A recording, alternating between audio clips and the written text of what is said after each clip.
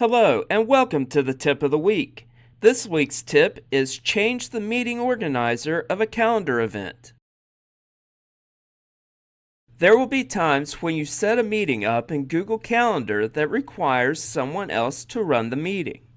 A personal emergency or illness are two examples of why this would happen.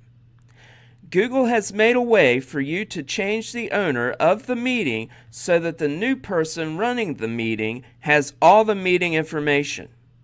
Let's look at how to change the meeting organizer of a calendar event. Open Google Calendar and go to the day the meeting is scheduled to occur.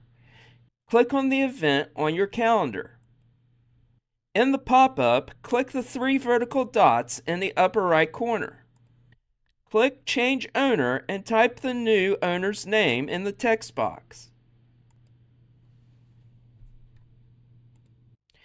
You can choose to use the default text in the message text box or create your own. Then click Change Owner.